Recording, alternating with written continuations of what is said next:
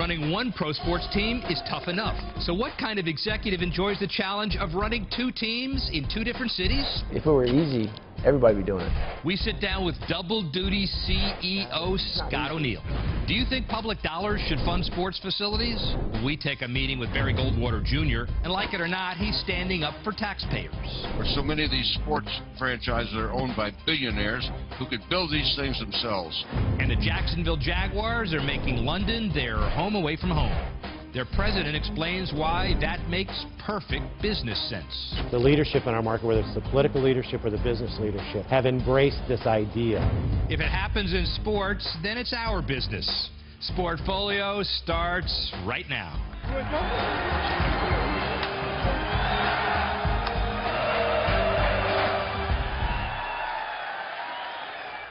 Hello, I'm Rick Harrow, and welcome to Sportfolio, Bloomberg's weekly inside look at the business of sports. The NHL season is 2 weeks old, and the NBA season is 2 weeks away. This means that Josh Harris is an extremely busy man. 2 years ago, Harris was only head of the private equity firm Apollo Global Management. Now he owns the Philadelphia 76ers and the New Jersey Devils. And he still has his day job on Wall Street. Christina Alessi recently sat down with Josh Harris to discuss his serious investment in sports. First, it was the Philadelphia 76ers. Then, about $300 million for the New Jersey Devils. Josh Harris, the buyout billionaire, seems to be snapping up sports teams like most guys buy cars. Why? You know, I played sports, I watch sports, I'm a fan, and I enjoy being involved with it at the highest levels. He also sees this as a business opportunity. In my day job at Apollo, we like to buy great franchises that are undervalued, and in both of these situations, we happened on fantastic franchises. After buying the Sixers, Harris overhauled the team's management and roster in an effort to consistently win on the court. I think it's hard to win. You know, in each of these leagues, they're incredibly competitive. There's 29 other smart owners who want to win as badly as you do. That's why his team continues to look for an edge. From our point of view, we think analytics, sports science is going to create an edge for us. We hope other people don't focus on it. But with this latest investment in the Devils, Harris is banking on more than just analytics. He's betting on location. This arena is a world-class arena. If you look at the market here, excluding New York, it's a very, very large market with many businesses, millions of people, very prosperous. A fact that may have ultimately sealed the deal. I think that the Devils are a very winning hockey team, and it's going to be very exciting to be a part of it. Financially, the arena was more important. So just how much money is Harris looking to make off the teams? The time frame and the return expectations, unfortunately for me, aren't going to be as big as private equity returns. And the time frame for me is probably a lot longer than private equity. But it's better than the 1% I can earn at JP Morgan. So I get to have fun, earn a decent return, and hopefully make some money in the process and help the community as well.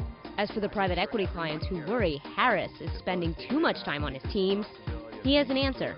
The way I run the Devils and the Sixers is bring in great management, and I myself stay up at the board level. And for Harris, the view from the top looks pretty good. As Josh Harris points out, the key to success is putting together the right team. And leading Harris's team in both Philadelphia and New Jersey is Scott O'Neill, who previously ran the sports division at Madison Square Garden. O'Neill stopped by our studios, and I asked him how his experience meshes with his boss's vision. He loves to invest in distressed companies. I love to fix them. His plan is pretty consistent. It's buy a distressed property in many different ways. It could be management, financial structure, all that kind of stuff. Find the best kind of team and people and talent you can possibly put in place. Give them a structure to be successful and help them along the way. And that's, for me, it's pretty invigorating. It's fun. And you've had experience in that invigorating context because you, with the Knicks, the post-Isaiah Thomas era has been a great turnaround. See some of the same similarities in Philly with the Sixers? The fun thing about Philadelphia is you have an incredible brand in the 76ers. You've got this amazing market, fourth largest media market. You have a really passionate fan base. So there are a lot of similarities. You know, the difference is in Philadelphia, we are partners with Comcast Spectacor and Peter Luco and that crew. And so we're tenants in the building and partners, and they're terrific partners, but the experience is different. So we focus a lot on kind of the core business, you know, tickets, suites, and sponsorship. We have a terrific media relationship with Comcast, and we've got to really focus on, one, being a really partner-friendly organization for sponsors, and two, creating a world-class fan experience. So that's a lot of fun to do. Hired to run the Sixers in July, told, all right, now I got another team for you. We're going to hire the Devils in August. How did that all happen? How did it come down? When you're working with guys like Josh Harris and David Blitzer, they're in and around a lot of deals.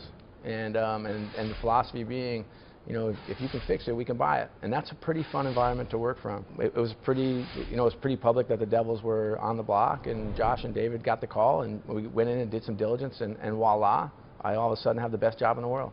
Well, rare and almost unique challenge of running two teams in two cities in two different sports. How do you plan to make it work? Oh, people, people, people. That's the formula, I think, for any great business. You find and attract the best talent in the world, you develop them, you retain them, and you have some fun along the way. And the formula is going to be really similar here. What does that fan experience look like?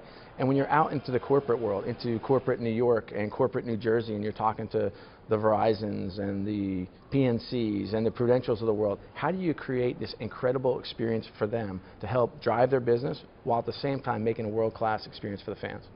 Time allocation, long-distance management, dilution, mixed loyalties, those are all challenges relative to running two different assets in two different cities, right? Maybe. I guess I think of it a little differently. I mean, in sports, you know, we have such a fixed attention on that one team in the one city, but the great businesses around the world have offices in 200 countries. And so I guess the way I look at it is my job is to make sure that we get these two right, and hopefully there'll be more to come.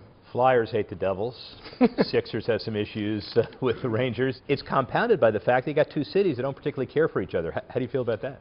Yeah, well, it's not easy. I say that the interesting part is that we're partners with the Flyers management, you know, and so, you know, from a business end, it's easy. It's we're friends and we do business together. From a fan end, sometimes it can be a challenge, and it's kind of incumbent upon us to make sure that in Philadelphia we're the Sixers and we're pulling for them 100%. And when we're in New Jersey, it's the Devils and the Prudential Center and everything we can do around that. But it's not an easy kind of situation. But for us, like, if it were easy, everybody would be doing it. Well, that's an important piece. Josh Harris told Bloomberg one of the real advantages of this purchase was the Prudential Center. And so how do you survive and obviously thrive in an incredibly competitive market? You know how competitive it is. You ran one of the buildings. Sure. I also lived in Summit, New Jersey, and the one thing I do know is I wouldn't cross two rivers to do anything. So we have our base in New Jersey. We know where they are. We actually get a decent amount coming across from New York because you got a 14-minute train ride in from Penn Station, which makes it pretty easy. But for us, this is about being New Jersey's team in a world-class venue, kind of as the heartbeat of the state of New Jersey. So you've had 2.5 months under your belt. You have a pretty good idea of management style, but you also ran a public company regarding MSG. What's the difference? Private companies are more fun. Less regulation, less reporting, fewer meetings, which doesn't mean there's any less intensity around managing the business and managing the numbers. We're business people for sure. But it's nice to be back on the private side. Scott O'Neill clearly has his work cut out for him. According to the latest franchise valuations calculated by Forbes, the Devils rank 19th out of 30 NHL teams, and the Sixers stand 20th out of 30 teams in the NBA. It'll be interesting to see if those numbers improve in tandem under Josh Harris's ownership and O'Neill's leadership. Coming up, a man whose views on sports investment are quite public. He believes that public subsidies have no place in sports. A conversation with Barry Goldwater Jr. when we return on Sportfolio.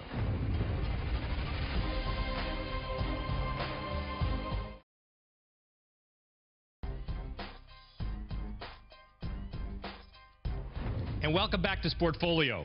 We often discuss the financing of sports facilities on this program and the role of public-private partnerships in building stadiums and arenas. And not all of those partnerships are happy ones. The NHL's Phoenix Coyotes filed for bankruptcy in 2009. The Goldwater Institute, a regional watchdog group, successfully filed suit to ensure that documents related to any deal would be made public in negotiations with potential buyers. And in 2012, the NHL found an investor willing to buy the team, and the city approved the new arena management terms. Once again, the Goldwater Institute went to court claiming the agreement was unconstitutional. The judge ruled that it should stand, but the sale eventually fell through. And then in 2013, the Coyotes were sold to Renaissance Sports Entertainment. This time, the Goldwater Institute decided not to challenge the arena management deal, saying it was much fairer to local taxpayers. The group released a statement saying, in part, Glendale's long and painful experience illustrates why local governments should avoid the temptation to subsidize private enterprises such as sports teams. Congressman Barry Goldwater Jr. sits on the board of the institute named for his family. He joins us from Phoenix to discuss the issue of public funding for private sports businesses. Congressman, the bottom line, Phoenix still has hockey, and the taxpayers of Glendale are still on the hook for millions. What can we learn from this long and painful experience, though? Rick, I think what we need to take a hard look at is that we can bite off more than we can chew. We ought to take a hard look at what value are the people, are the taxpayers getting back in return for these giant stadiums that are built that they have to support. The city of Glendale is only 250,000 people, and they built a stadium for hockey that costs over $300 million. And they have spent over $100 million just to keep the thing alive. Now, that's a big burden to put on the backs of taxpayers. And it's not right, and the taxpayers are getting really very little back in return. Well, let's talk about the events that are in these facilities. In about 2 years, Glendale hosts its second Super Bowl in 2015, and every estimate is in the $200, $300, $500 million impact from out-of-town dollars. So if there's not public money in these buildings, how does the Super Bowl come to town? Well, the Super Bowl doesn't come to town. I mean, the city will continue to live and prosper. Football, hockey, sports do not make a metropolitan area. It's the people that live there that make it. And in some respects, it's a burden to put on the backs of taxpayers when they have to fork over millions and millions of dollars for a franchise that is owned by billionaires who in their own have the ability to build these stadiums themselves. Why should taxpayers have to foot the bill and then pay $200 or $300 to take their families to go see a game? There's something wrong in that. The taxpayers are not getting value back for these franchises. There's a lot of hoopla with a Super Bowl, but it's not going to make or break a city. Well, then let's define maybe what taxes or subsidies are acceptable, if there are any. You know, these days, public-private partnerships involve these indirect subsidies like increment financing and not direct sales or property taxes that burden locals. Would the Institute move to stop these indirect subsidies, or are these okay in your opinion? You got to define what indirect subsidies are. The Arizona Constitution has a gift clause, they call it, where it prohibits private money or public money from being invested in private enterprise. So a lot of municipalities will provide subsidies, tax treatments, zoning to attract industry, football, factories, or what have you. But you know something? That's not the strength of that city, is putting that on the back of the taxpayers. The city ought to attract industry because it has a good skilled workforce, good education facilities, and good government, lower taxes, lower regulations. Those are the things that industry should be looking at and not getting us subsidies, especially in the area of sports, where so many of these sports franchises are owned by billionaires who could build these things themselves. Well, Congressman, some would argue that sports is a little different, and unlike many other businesses, clearly there's a limited supply of pro sports franchises, and there's no shortage of cities that want to pay for them, even with subsidies. So if they're off the table from your estimation, these direct or indirect subsidies, and city or state governments, how do they build these facilities to attract or retain teams, or do you say they don't? We get the owners to build them. I mean, if I go into business, I've got to go out and rent myself a facility. I don't look to the government to rent it for me. I have input. I provide a value to my community just as much as football, but on a smaller scale. So if the football owners want to come to Phoenix because the sunshine's so great down here and the fans are so great, then build it themselves. One more quick question. You've been a congressman, were a congressman for nearly 20 years. What's harder, sports or politics? Oh, politics. Politics is a lot more fun, too. Coming up, an NFL team that's working with city government to spruce up its stadium at the same time as it's exploring new business opportunities far from home. The Jacksonville Jaguars call this a win-win. London opens a lot of doors for us. It also is something really good for the community of Jacksonville. And here's our Sportfolio stumper. What was the first corporation to purchase naming rights to an NFL stadium? Here's a hint. They didn't even consider naming more than one. We'll be back with the answer when Sportfolio returns.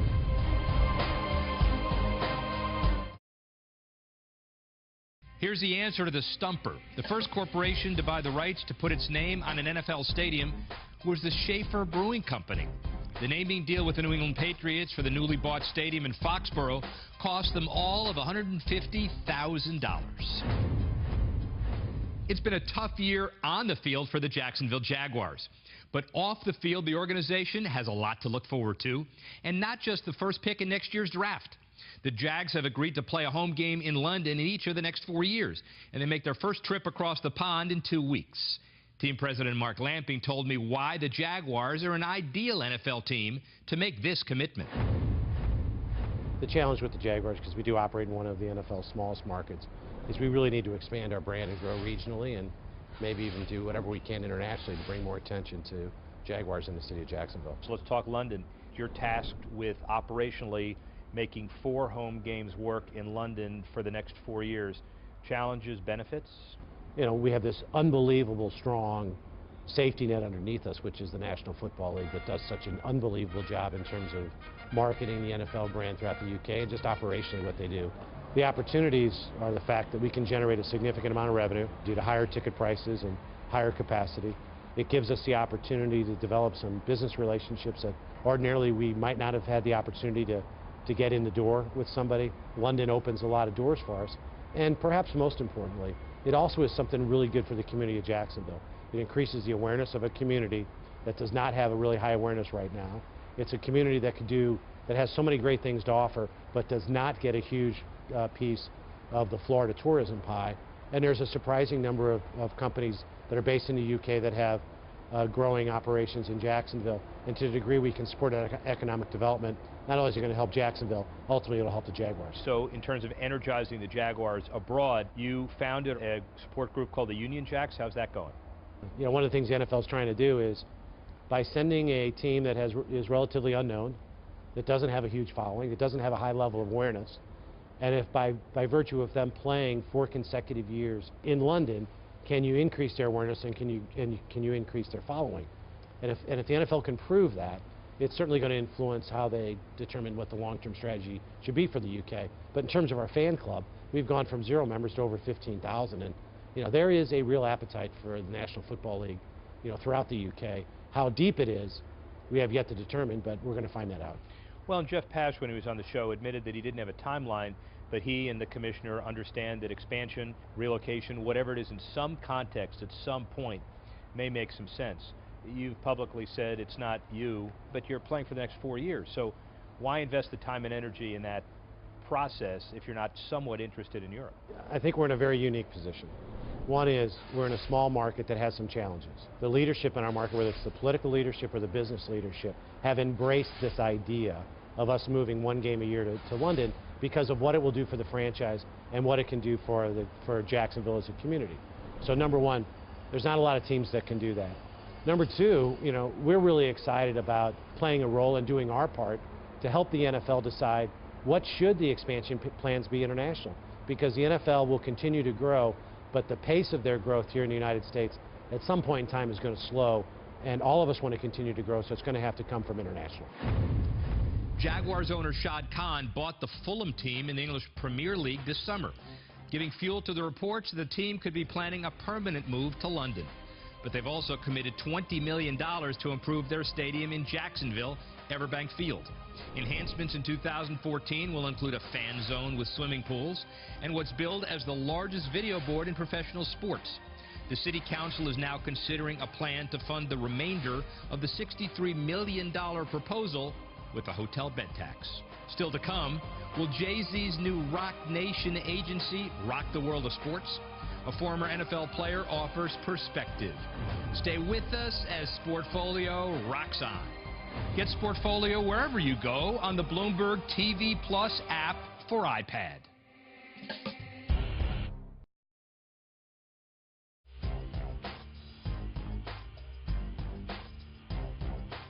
In just a few weeks, the baseball free agent season begins, and all eyes will be on Robinson Cano of the New York Yankees and his agent, Jay-Z. How will the music mogul fare when it comes to getting his sports clients top dollar? Former NFL linebacker Dhani Jones shared his thoughts with Bloomberg. Roc Nation Sports is an agency where baseball players, football players, as well as basketball players will be represented by Jay-Z's team. They combine their efforts alongside with CEA Sports. The CAA, much like William Morris, Endeavor, UTA, are all trying to find different ways to consolidate the resources. When I was in the league, my first agent was a smaller shop. I only wanted my agent to focus on football. Then I wanted my marketing team to focus on brand building and television. I think Jay-Z sees athletes as artists. As an athlete, you do have artist cachet. And as an artist, you want to be a part of the athletic world. So why not merge the two together? Roc Nation Sports has signed Robinson Cano, Skylar Diggins, we have Kevin Durant, Victor Cruz, the rookie Geno Smith. As Cano is one of Jay-Z's first clients, he obviously can provide some direction, also can be a part of the growing process of Roc Nation Sports. Many athletes are in the startup mindset. I think Kevin Durant looks at a guy like Jay-Z and says, look, I've had the agent that's giving me the brand escalation. Now it's time for me to make a move. What Jay-Z will have to do is make sure that he proves this concept and proves this model. What kind of contract can Jay-Z's team negotiate on their behalf? Because that's the bottom line.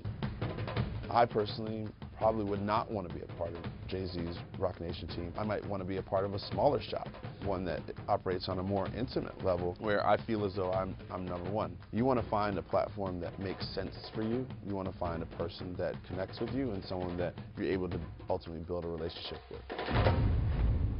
That'll do it for this edition of Sportfolio. Our thanks to Josh Harris, Scott O'Neill, Barry Goldwater Jr., and Mark Lamping for being part of the program. And as always, thank you for watching. For more Sportfolio video and more Bloomberg coverage of sports business, be sure to visit Bloomberg.com. I'm Rick Haro. Great to be with you. See you next time.